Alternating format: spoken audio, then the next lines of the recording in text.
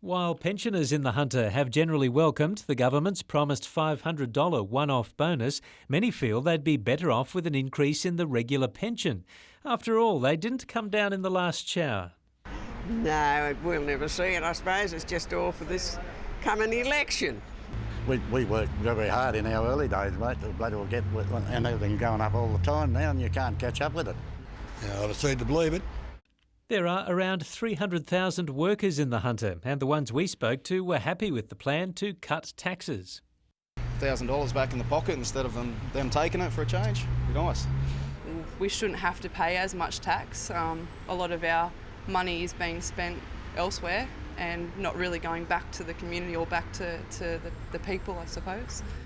They've had the in swing for a while, so they're doing the right thing. They cleared the debt. They're giving it back to the people. That's the main thing. But Labor's federal member for Newcastle, Sharon Grierson, says we've been overlooked, especially when it comes to a new stadium. $85 million so far from this government over the last 5 years for stadiums, but none for Newcastle. John Howard's man in the Hunter, Bob Baldwin, says there are more important things to fund. I've always said I prefer to put the money into the roads in my electorate. Football stadiums not in my electorate. $14 million will go towards upgrades at the Williamtown RAF base, but the other projects mentioned in the budget have been announced before, like the Karua to Bulladila highway upgrade, the Weekleys Drive interchange and planning for the F3 to Branxton link. Paul Lobb, NBN News.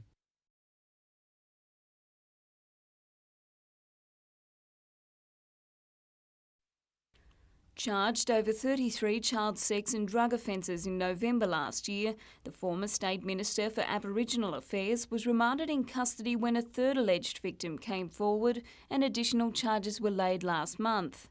2 applications for bail failed, with Magistrate Richard Wakely saying the allegations suggested Orkopoulos had a propensity to a type of sexual behaviour and that protection of the community was paramount. But the magistrate did infer then that Mr Orkopoulos may be released if a suitable person could ensure he was supervised around the clock. Today, his lawyers submitted statutory declarations from the former MP's sister, Sophia Orkopoulos, and brother-in-law, David Catton, saying they were prepared to accompany Orkopoulos at all times he's away from his mother's Hamilton home. It was one of several additional conditions Magistrate Wakely imposed when granting conditional bail. Another is that he report to Charlestown Police Station 3 times per week. Orkopoulos' case will again be heard on the 20th of June. Jessica Phyllis, NBN News.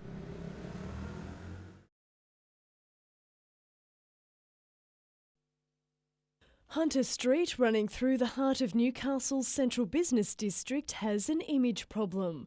Adorned by pubs, clubs and bars, it's a thoroughfare for late-night revellers, often at the expense of the street's businesses, which after any one weekend face repair and cleaning bills running into tens of thousands of dollars.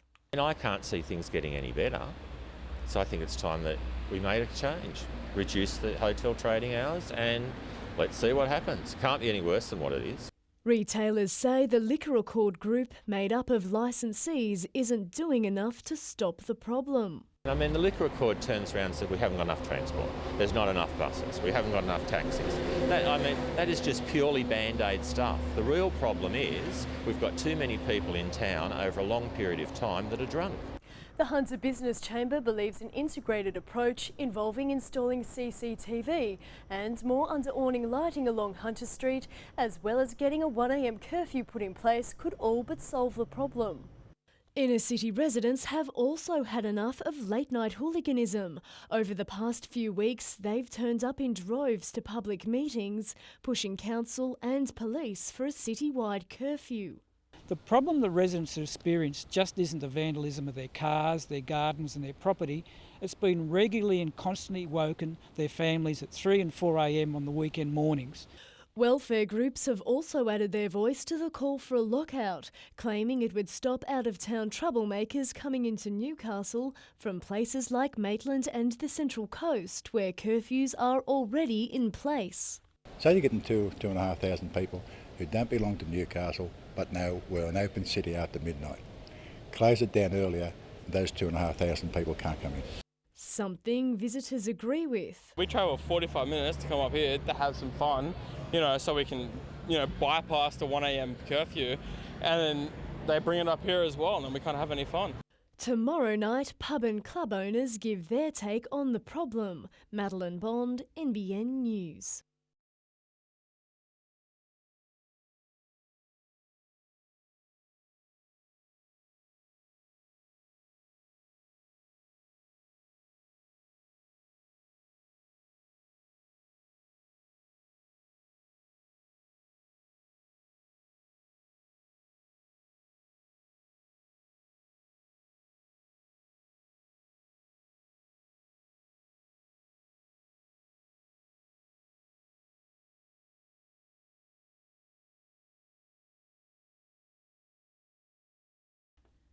With 7 new players this year, the Jaegers may not have the experience of other teams in the National Netball League, but they certainly have the muscle. With 5 rigorous training sessions every week, they hope their fitness will provide an advantage over the more accomplished teams. After a first-round win, the Jaegers were brought back down to earth by the Adelaide Thunderbirds last weekend. Coach John Fletcher says they're still testing out combinations to achieve the best possible side. Very much testing the waters, looking at combinations, seeing what might work, what might not. And also just getting some of the new players on the court to experience National League, so it's very much experimental stage at this stage. The Jaegers play at home on Friday night at the Entertainment Centre, and it's expected to be a nail-biter. We played a Melbourne Phoenix, which is a very strong club. We had a good game against them last year, losing by 1 goal in the last game, so we're looking forward to a good challenge with that one. Jane Goldsmith, NBN News.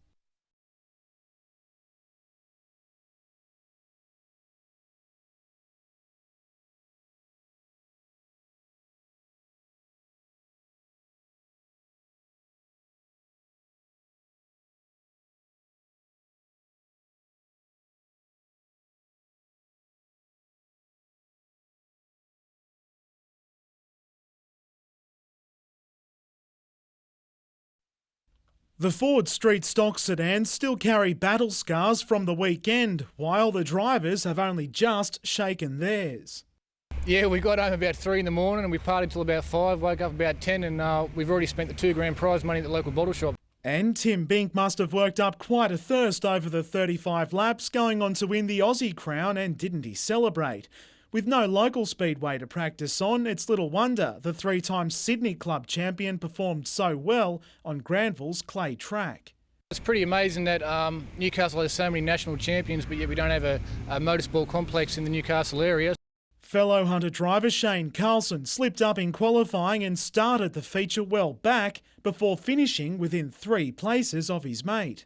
And to come through from basically dead last to end up 4th in the feature I was really happy with that. For now, the tired old sedans and their straight 6-cylinder engines will be overhauled in the off-season, with the first edition now completed. Adam McKilrick, NBN News.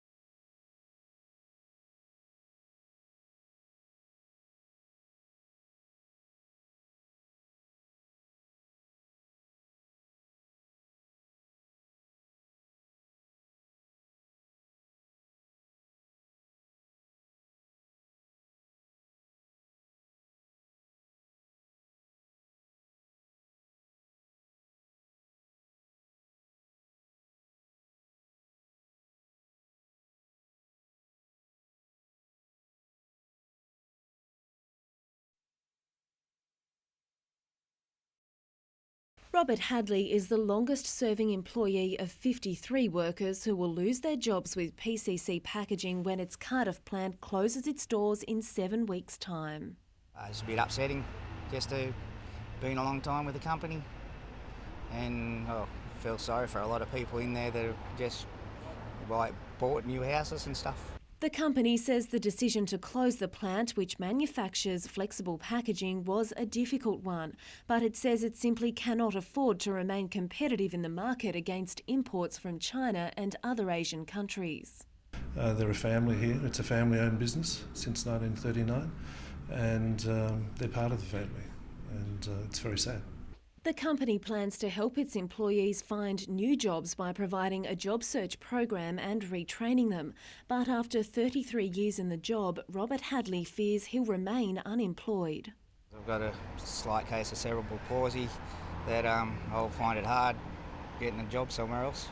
The union is calling on the government to do more to help small businesses remain viable. We believe that both the state and federal government has an absolute responsibility to ensure that companies like these that have a competitive disadvantage against the likes of Asia and India receive some form of assistance.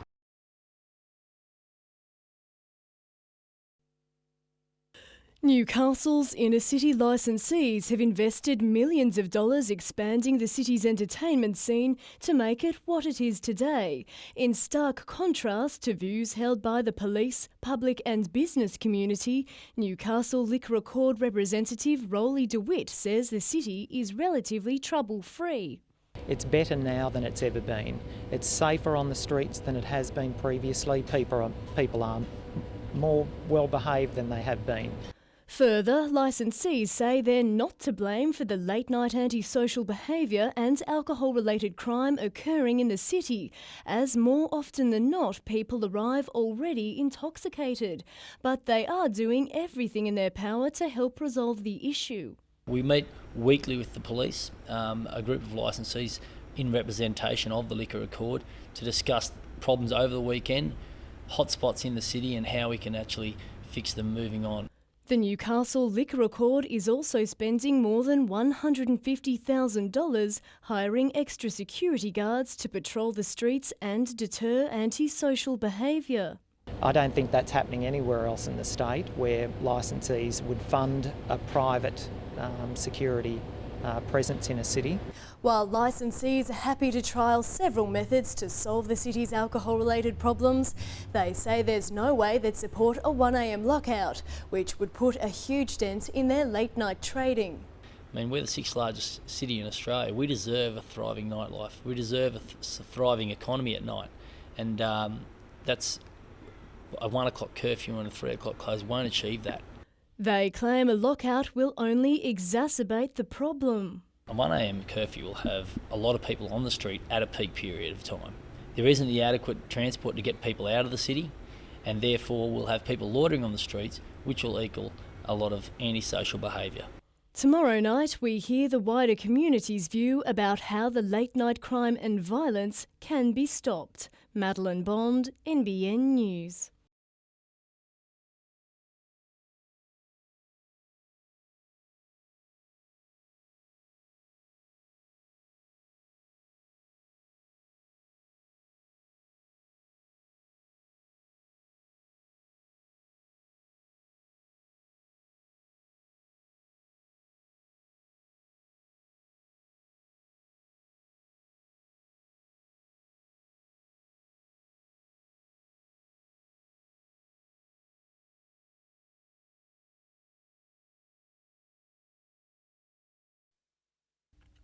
A sound and sight in the midst of one of the nation's worst droughts that surely must make the Lower Hunter among the most fortunate areas in Australia.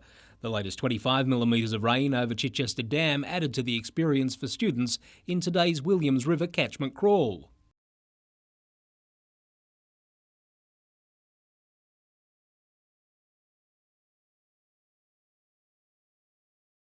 And the significance of the moment wasn't lost on the younger generation. Well, I've never been here before or never seen just like that, and it was just a beautiful sight. The visit to the headwater of the Lower Hunter's water supply began an adventure for the 50 pupils from between Clarencetown and Grahamstown to better understand their local waterway. Is water quality testing, macroinvertebrate surveys, or looking at the water bugs. They'll also be looking at the vegetation and the fauna, so the plants and animals that live in the catchment. The students' results are checked against water quality tests conducted by Hunter Water.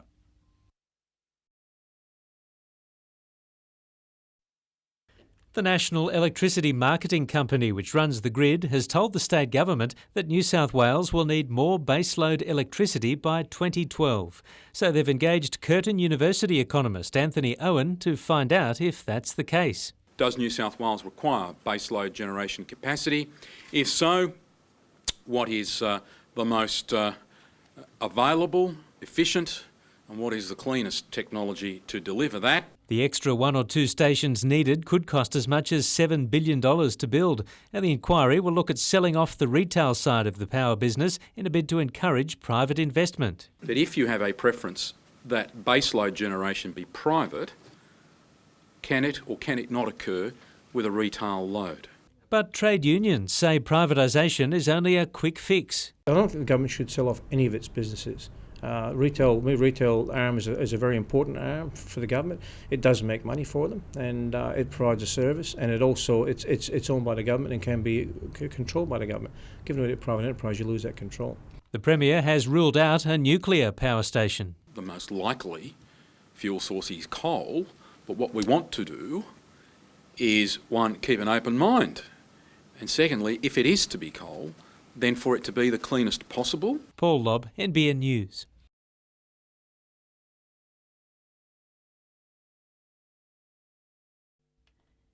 He was given until today to be running freely, and thankfully for his teammates, Jared Mullen was doing just that. He's fine, yeah. He's not 100%, and he won't be until he shakes off that tendinitis, but he's certainly good enough this week to be able to take his place in the team. After being cleared of stress fractures in his right leg, the halfback says he's now focused on Saturday's home game against the Warriors. They found a bit of tendinitis there from the MRI scan and a bit of shin splint, so it was giving me a bit of trouble, but I'm just glad it wasn't a fracture or anything bad like that. So mentally I'm feeling good. With ambitions to play out his career with Newcastle, Josh Perry has sought the help of Paul Harrigan to enhance his game. His contract expires this year, the prop hoping the Knights come to the party sooner rather than later. Not real good with Newcastle, but just having a look around, and like I said the other day, I've just got to play good footy, and I'll get what I want. And it seems that philosophy is paying dividends. He's going into some areas that he probably hasn't tried before in an effort to get his best frock on and show everybody what he can do. And I applaud him. I think that's a very professional attitude. Jane Goldsmith, NBN News.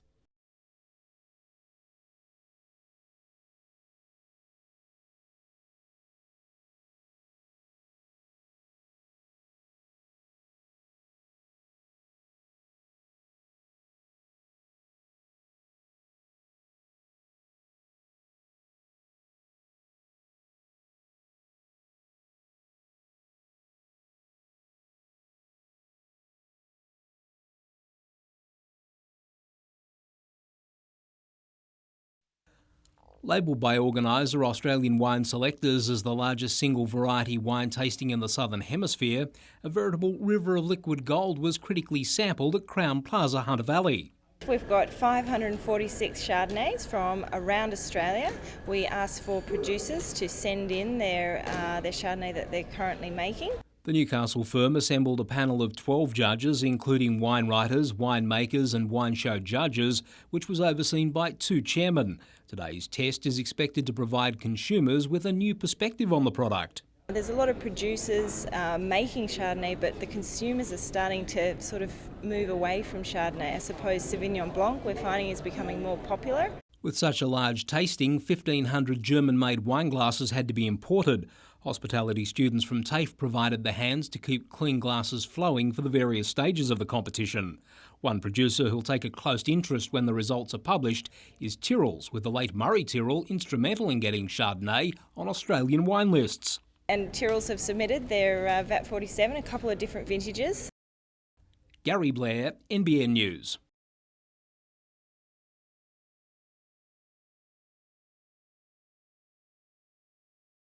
We just did Fashion Week last week and got back and make sure we evaluate things, and I think it's good like that, meeting Peter Morrissey and understanding the way things go together.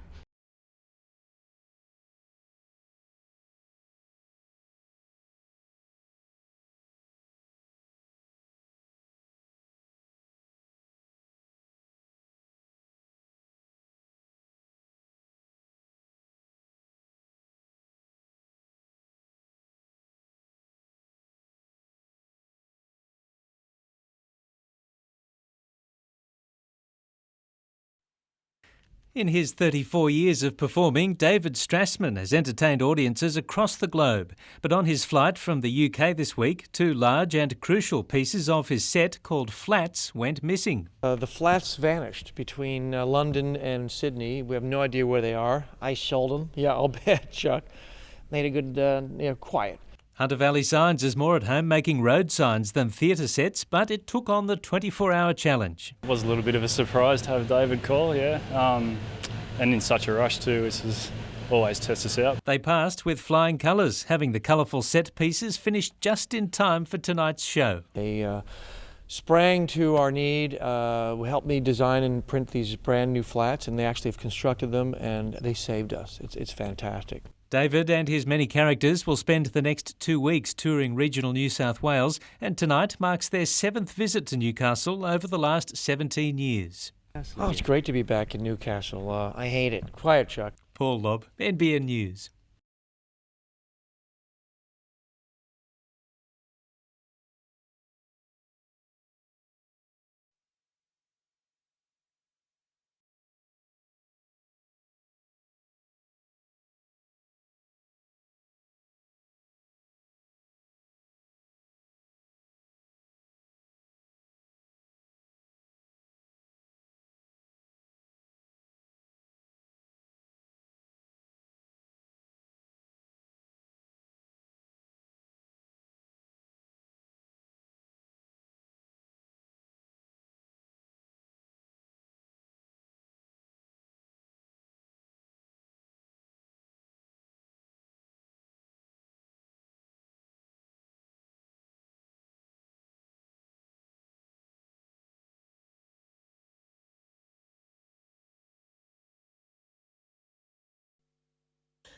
The days of being able to order a shot at the bar are long gone, with the Newcastle Liquor Accord banning the tiny but potent alcoholic drinks from the city's late-night venues.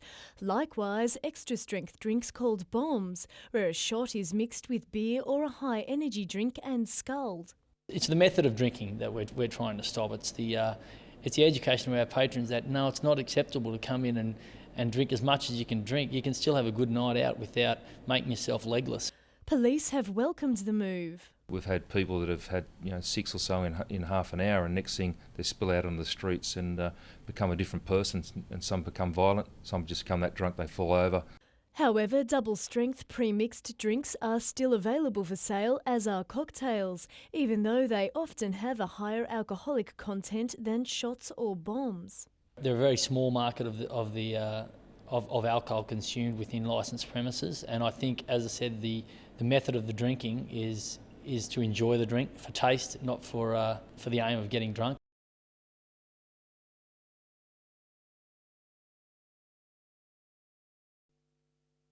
Police say after 8 weeks of highly visible operations and a zero-tolerance approach to late-night crime and antisocial behaviour, people are still doing the wrong thing in Newcastle's inner city. But the level of intoxication is still a major concern to us. So we think that now's the time is right to consider some other options to try to reduce the levels of intoxication. Other options in this case means a 1 a.m. lockout, which for the first time since a curfew's been proposed, police will now try to enforce. Well, we'll be looking at least a 12-month trial so we can compare it against other years as well as recent times.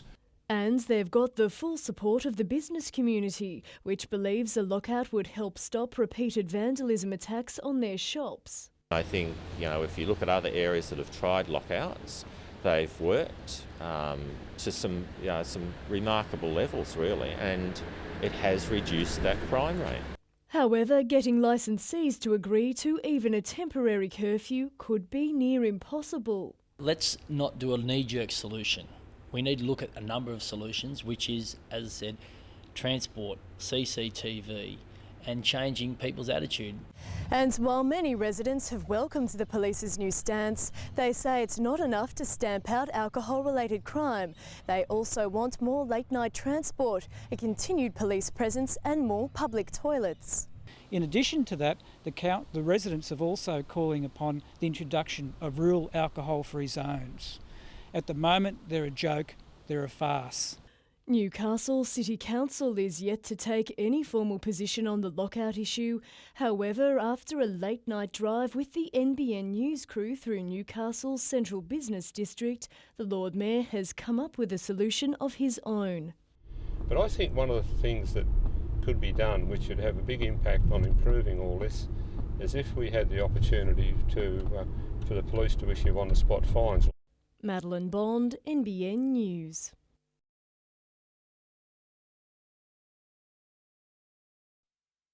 Whether it's learning how to sell your calf at the sales or knowing the best cuts of meat.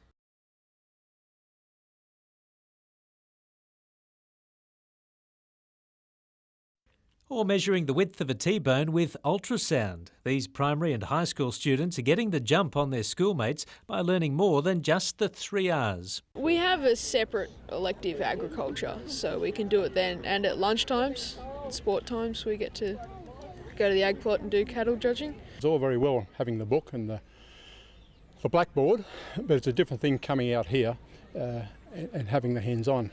This program, which has drawn kids from across New South Wales, is helping youngsters work out what they want to do after they leave school.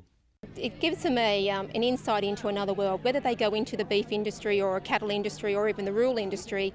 This just gives them a leg to stand on, and particularly when they go further afield. If they go overseas, they can talk to someone about cattle because they have an understanding of it. One thing's for sure, they've already got the fashions down pat. Paul Lobb, NBN News.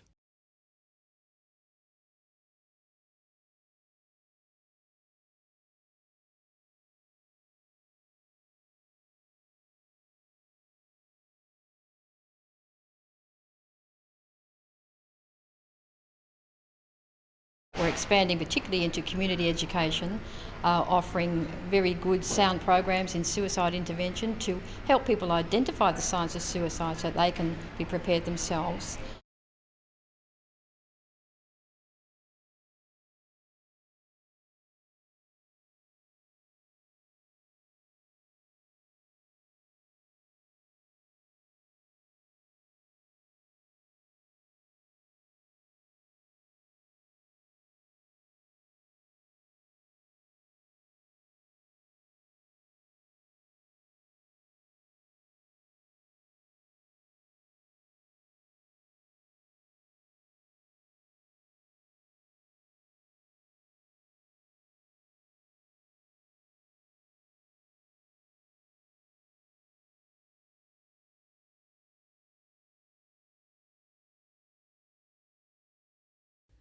Speaking from the biggest coal loading facility in the world, environmentalist Ruth Rosenheck is turning the heat up on global warming.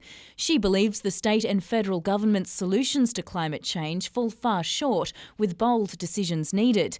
But rather than simply pointing the finger at the Hunter's coal industry, Ruth believes individuals should start by reducing their own household energy consumption. One individual can make an incredible difference, and that's our main message, and that together as individuals we make a huge difference. It's all about the power of one, and during her Climate Change Roadshow, which is being presented in Newcastle tonight, she's urging everybody to make a personal commitment. She suggests rethinking how to use every home appliance less often. Well, certainly there's the ones that are most talked about in the news, like changing our light bulbs and solar water heaters and joining on to green power or getting solar panels on our roofs. Ruth also recommends turning off the switch at the power point rather than just at the television set. You can save some 7 to 11% of energy consumption just by turning things off there rather than keeping them on standby. Jane Goldsmith, NBN News.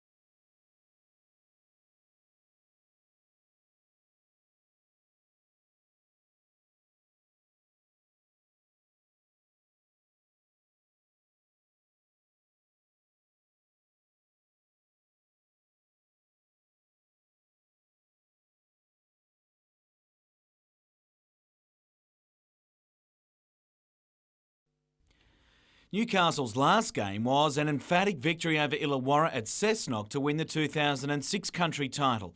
That'll mean little tomorrow against a revved-up Western Division team keen to knock the champs off in their first outing.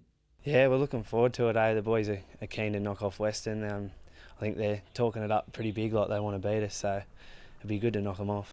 There's no doubting Western's ability. They caused a stunning upset against Newcastle in the opening round 3 years ago.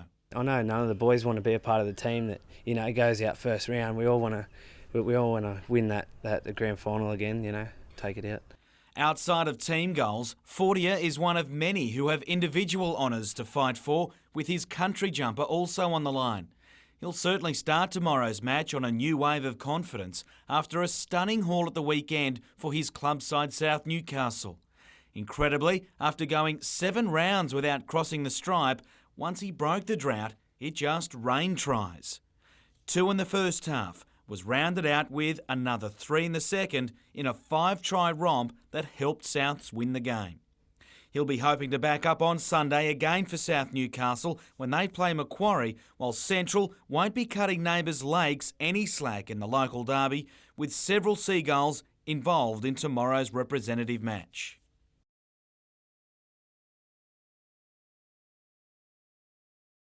Melbourne has never lost against the Jaegers, and they don't want to start tonight. Their own issues aside with player unavailability, it's the unknown quantity of the home side that they're wary of. They've got lots of youth in there and you're never quite sure they can just really step up and have an exciting game, or the pressure might get to them. You're never quite sure. It's an unknown, isn't it? In the absence of 3 Australian players, Wendy Jacobson captains the side from the mid-court and knows the benefit of a quick start tonight. Yeah, and our first 2 starts have been phenomenal this year. We're up by 12 goals last week in the first quarter, but we need to make sure we have a good start and then continue that out throughout the whole game. We can't just play one good quarter against this team. Besides 2 competition points, this cup is also on the line as both sides raise financial support for charity. Nelson Bay will be out to end Merryweather's unbeaten run in Newcastle and Hunter Rugby tomorrow in their top-of-the-table clash in round 5 action, while a depleted Wanderers host Southern Beaches. And in the NBN State Football League, all games are on Sunday, with 2 versus 3 at Edgeworth as the Eagles take on Olympic, while Broadmeadow is looking for a much-needed win against Adamstown.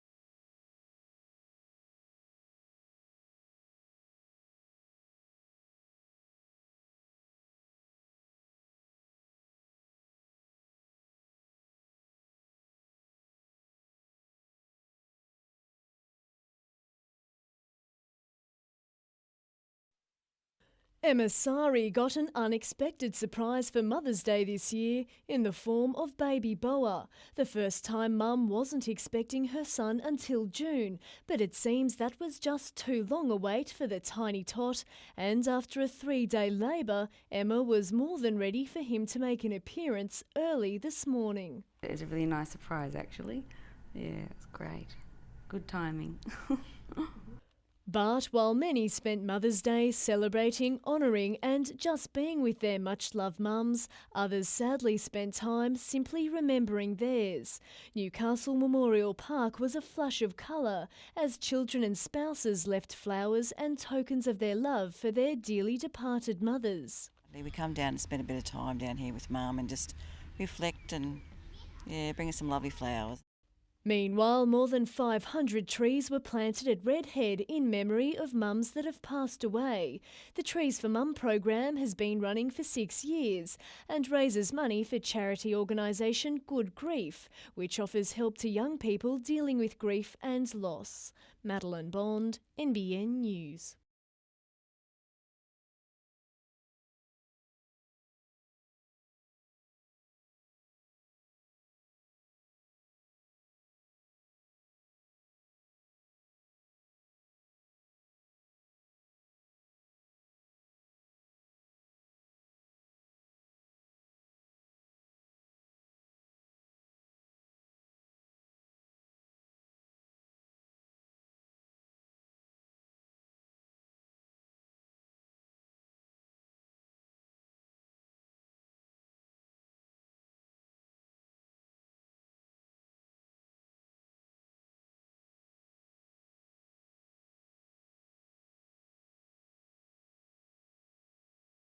For what he's done for us this year, he really deserves to be picked. I think he's ready for it.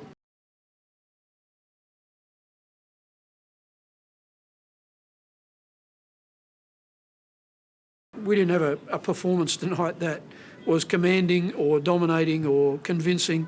What we had was a tenacious group of blokes who didn't give in.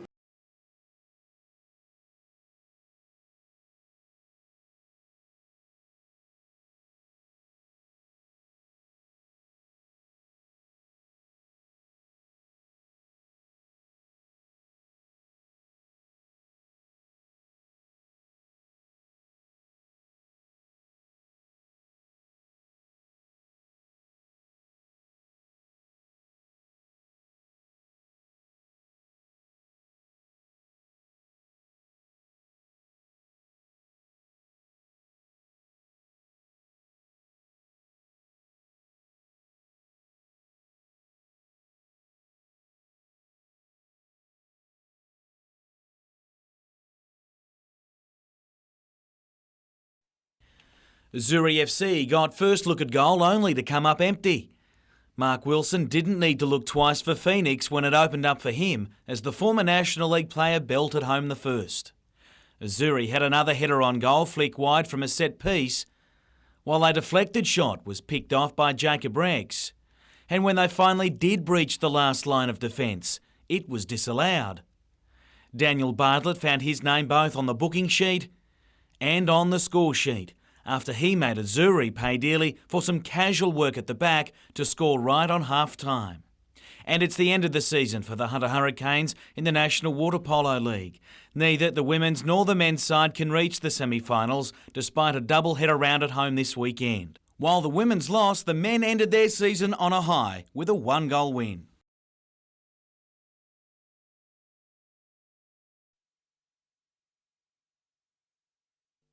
Police say the 70-year-old woman was walking along this stretch of road in Cessnock at 6:15 yesterday morning when she was set upon by a 28-year-old man.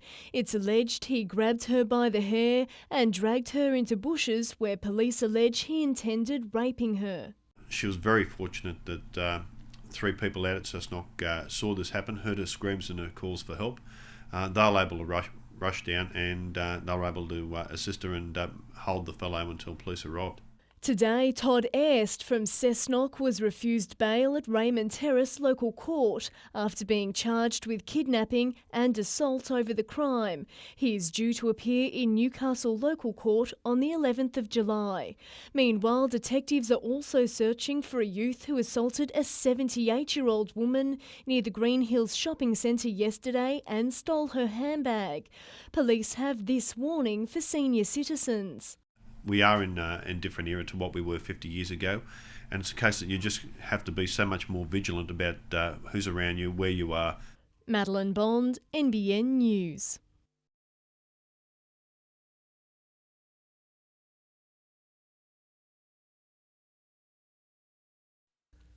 The concept of nanotechnology may still be futuristic to most of us, but it's an example of the work the University of Newcastle believes will keep the city at the forefront of research. In engineering, we're world leaders, certainly in the medical research area, biotechnology, nanotechnology, and we want to build on those strengths. But the need to spend $140 million on infrastructure isn't just about laboratories and offices, it's also about attracting researchers to the Hunter. Importantly, you can't attract high-quality staff to work with our current high-quality staff and to retain our very good staff and to attract students if you don't have state-of-the-art facilities. A $90 million clinical research facility for the university and the Hunter Medical Research Institute is the cornerstone of the plan.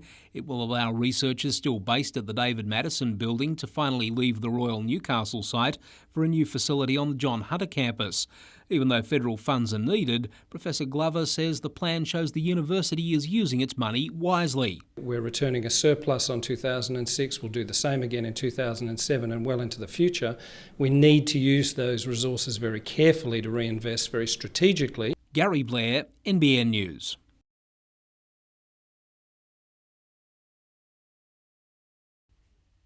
It's modern convenience in harmony with relaxed country living. Thanks to a unique program of interaction which originated in the US in the 80s, the residents at this aged care facility in Singleton are some of the happiest and healthiest around. They take less medications, their wounds heal quickly, they have less infections, and they just feel generally worthwhile. Around 60 senior citizens take part in a range of activities, from growing vegetables and flowers to arts and crafts.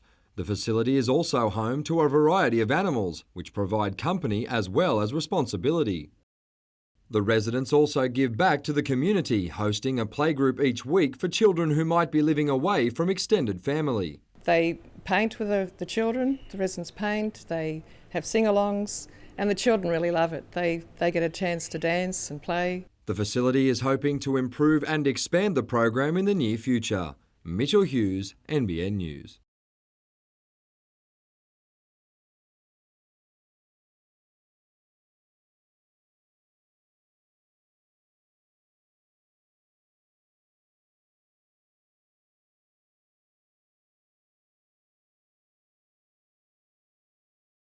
Van Diemen is one of the most successful Formula Ford chassis in the world to this day, and it's a privilege for us to be able to bring those in, and also a privilege for us to be tied up with Prodigy because the personnel here are of world standard.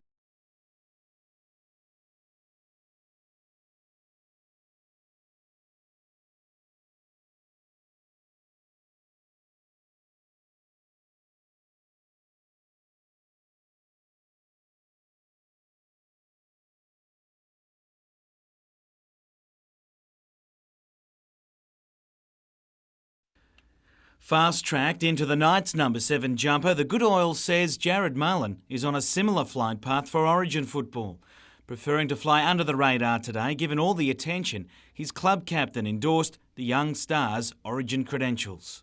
Yeah, it does it, and he'll handle it. Like I said, he's a level-headed kid, and he's got a good support base around him, and he knows who to trust and who to listen to. 3 of his Knights teammates would be a good start, with Kurt Gidley and Steve Simpson sure to join Badiris in the stateside name tomorrow.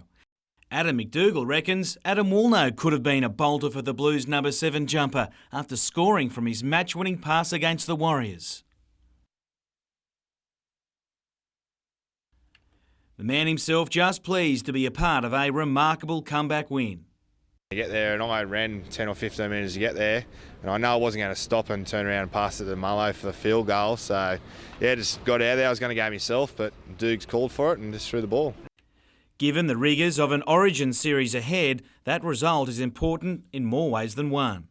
It's really worth 4 points, that win, so it's a tremendous bonus for us. Going into the bye week with a win is definitely a lot better than going in with a loss.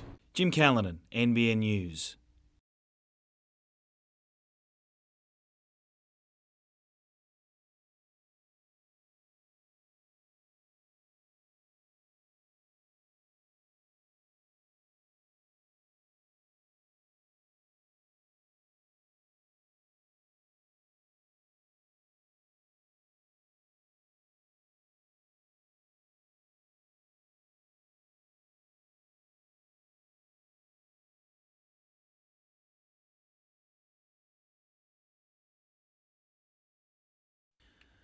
Riding with 2 plates and 13 screws can't be fun, but that's what Brock Parks did at Monza in a brave bid to not only hold a damaged collarbone in place, but also his chances for the Riders' Championship. Brock Parks then leads this race, and it's great to see. This sort of crash isn't, but at least Robbie Harms was able to walk away. So too did Parks. He was forced to after his Yamaha gave up on lap 5, and it only came under further threat of damage from the frustrated rider. To natural horsepower, and the 45th intercity pace at Maitland Showground was run and won overnight in front of a good crowd. Union Ticket started favourite and raced as one in an all-the-way win. Driving, he's doing enough. He's got the intercity pace, one Union Ticket a length. The top picks filled the placings with Union Ticket at $1.60, the winner from local hope, the Spurs are flying.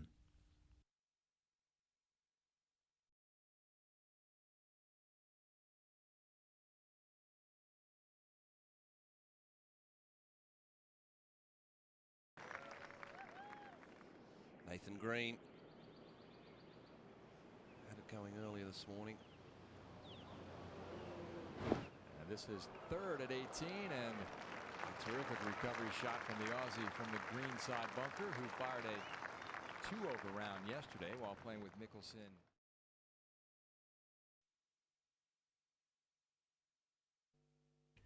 This is the new Blues number 7 at his day job, working at his mother Leanne's Newcastle business. And while the end result is a little questionable at times, there's no doubting his footballing ability. He's always risen to the occasion, and I've got no doubt that he'll rise to this occasion as well. So I didn't expect to get picked, but to get picked, and especially at halfback, you know, it's going to be an important job, and I just can't wait for it. I can't wait to meet all the boys. But first, it was time to celebrate with family today, who were able to share in the excitement of what's been a dream day. It only seems like yesterday that he was throwing a football on his foot and kicking that around, and now, yeah, like you said, he's going to be playing on the biggest stage that he can, so it's great. It's been a whirlwind ride, as Mullen has been fast-tracked to replace Andrew Johns, not only at Newcastle but now at state level, and the pressure that comes with that must be immense. But the talented 20-year-old's grounding has him well placed to cope with the biggest week of his career, and besides, there's always work waiting. I don't know what we'll do with deliveries and the massive amount of work that he does here, so we'll definitely be lost without him this week. A big loss. Jim Callanan, NBN News.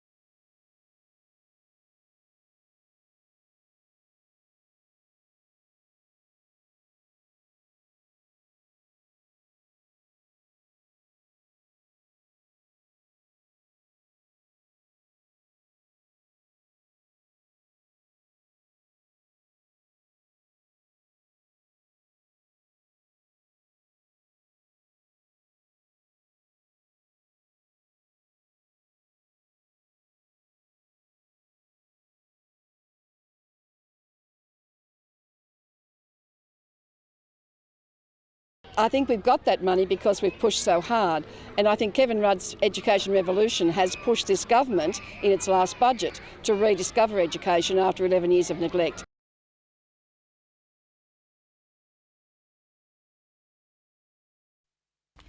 She's fresh-faced and just 19 years old, but Jessica Parfrey is ready and raring to tackle what's arguably one of the toughest jobs there is, being a police officer. I think in the past couple of days I've learnt maybe more stuff than I have in the whole months down and at Goulburn. The probationary constable says she's been clear about her career path from an early age, and it's not surprising seeing as she's been brought up by one of the region's well-known ambulance officers. Assistant Operations Manager for New South Wales, Jodie Adams, admits she was a little reluctant when her daughter first expressed an interest in joining the emergency services. I guess it was a bit of a shock when she said she actually wanted to join the police force, but she was only about 7 when she said that, so I've had a lot of time to get used to the idea. Like her 16 fellow constables, Jessica's itching to get on the road tomorrow and is looking forward to learning more about the industry her mother's thrived from. I mean, mothers and daughters are always going to be close, but working in the same sort of environment and doing the same sort of jobs every day, the shift work, and like I said before, the mateship and the culture of actually working in the services, yeah, it will bring us definitely closer together.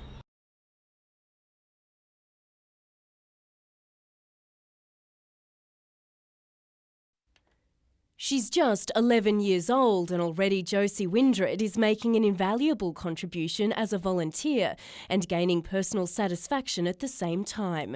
During school holidays, Josie visits residents of Lindsay Gardens aged care facility at Hamilton, helping to organise games and providing companionship. I serve morning tea and afternoon tea. I help with exercises and listen to them when they want to be talked to. Nominated by Uniting Care, Josie today received a Merit Award at the Hunter Volunteer Centre's annual lunch for her extraordinary efforts at such a young age. She brings with her some enthusiasm and joy and youngness, that obviously our older volunteers can't, and our residents absolutely love seeing young faces around the place. And age is obviously no barrier for sprightly 90-year-old Mary Bryan, who was also recognised at today's ceremony to celebrate Volunteers Week. Remarkably, Mary is still volunteering with the Charlestown Caring Group, which supports elderly people with disabilities. Jane Goldsmith, NBN News.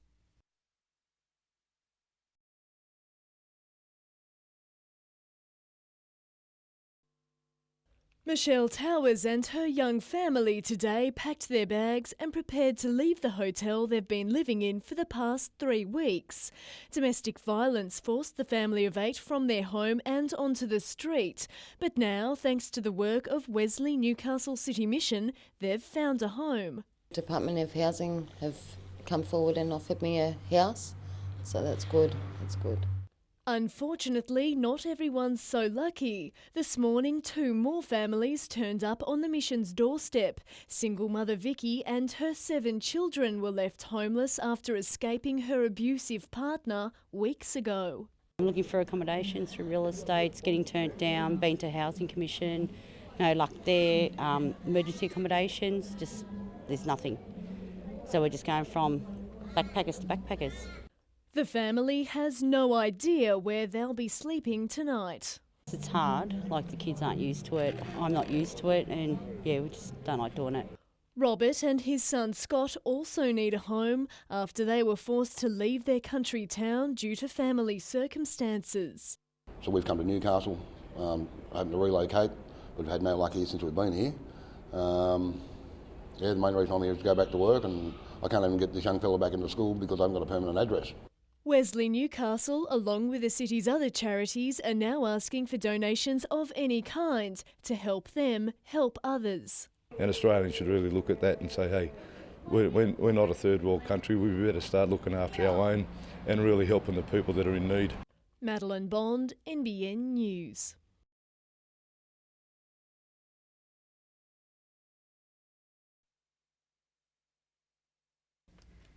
The upper pond in Warrabrook Reserve, about 10 minutes out of Newcastle, wasn't always a haven for birds. With little to no vegetation, stagnant water and the associated continual algae blooms, it was nothing like it appears today. About 4 years ago we got our first outbreaks. The worst one was about 3 years ago and it lasted for 6 months. But Dennis Bird and his team of volunteers changed all that with hours of hard work and the installation of a $10,000 wind-powered water agitator. Working to stir up the pond, the rotation in the blades of the mill drive the agitating equipment below the surface. It generates currents in the water, and that apparently has a serious impact on the life of the blue-green algae. As is the case with all wind-powered technologies, when there's only a light breeze, like today, the windmill doesn't turn and the agitator doesn't work. But 15 knots or more will do it, and the agitator is able to turn over the total volume of this pond in just 2 weeks. The results so far have been promising, with just 3 short-lived blooms since its installation in August last year. I have a vision of them on every farm pond in the Hunter Valley, and it could be the start of a new era. Jessica Phyllis, NBN News.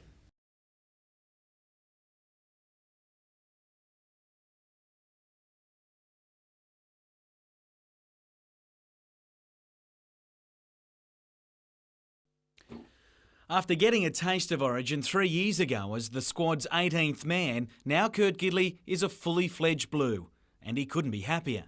I was determined to get back there and try and give it another crack and get back in the team and get a start, yeah.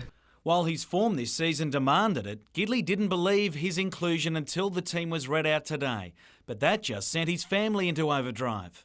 They're already on the internet and looking at the flights and that sort of thing, so can't wait to get up there and watch us. For so long, Gidley's versatility has also been a curse, as almost constant positional changes made it hard to gain consistency. Ironically, having excelled at fullback of late for Newcastle, it's now that very adaptability which is his biggest asset. The Blues captain was over the moon on his teammates' inclusion, but he has the bigger picture in mind. To get that shield back, that trophy, it's heartbreaking last year. We've put that to bed, but no doubt that'll get mentioned and we'll move on and hopefully play well in the series. As for the debutant number 7, Steve Simpson knows what has to be done. I thought it was out of my reach, but they give me a chance, have shown faith in me, and I'm looking to repay them.